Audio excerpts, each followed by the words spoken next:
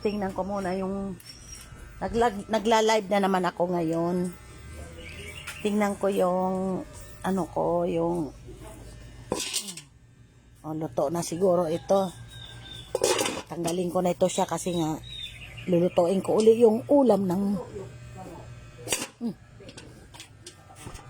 kung saan na pumupunta yung ano ko, yung camera ko.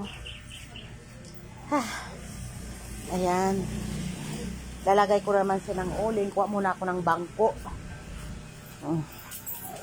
Ayan, no, naghihintay na yung mga ano, pero mamaya ko pa sila pakainin kasi nga hindi pa ako tapos. Ayan, lagay ko muna ng uling kasi lulutuin ko pa yung ano ba to, ulo ng manok. Titimplahan ko.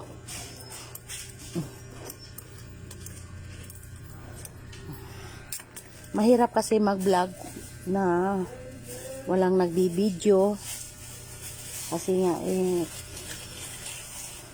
nag-i-start pa lang ako. Yung nagpalo sa akin, thank you, maraming salamat sa mga followers ko. Andyan kayo palagi sa akin, sinusuportahan nyo po ako.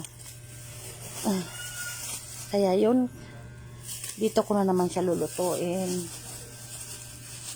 Ang hirap minsan mag-alaga ng mga aso.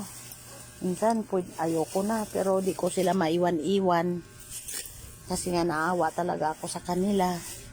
Ayan, mo nakatitig pa, Butchokoy. Uy, Butchokoy, luto si mama ulam, Butchokoy. Mo yung mata mo, nag-deworm ka na, tapos ano,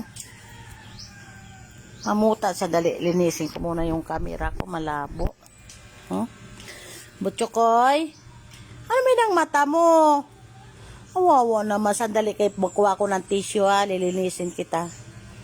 Isalang ko muna itong kaldero kay tanghali na para matimplahan ko na yung ulam nila. Yung ito, iba ang ulam nila.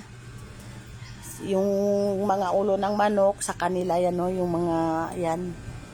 Pero ito mga sitso ko, ibang ulam, manok talaga laman. Hindi ko sila pinapakain ng ulo ng manok. Okay. Sandala, Butchokoy, linisin ko yung mata mo, ha? Nag-deworm na ako sa'yo. Bakit hindi matanggal-tanggal yung ano mo sa mata mo, mamaya na kayo itimpla ko muna yung ulam nyo, ha? Okay. Ayan.